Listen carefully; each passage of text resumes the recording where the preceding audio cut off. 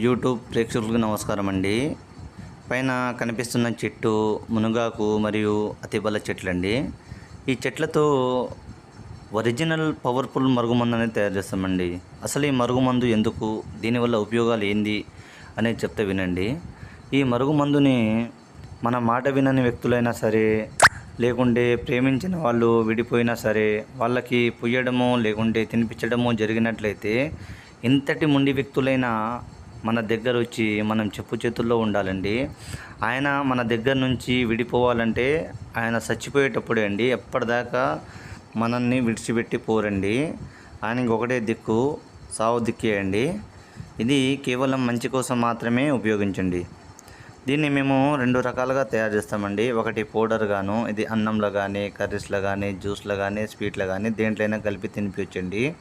రెండోది పసరు, బట్టలకు, చెప్పులకి, తలకి, వంటికి, శరీర భాగాలకి ఎక్కడైనా పుయ్యొచ్చండి.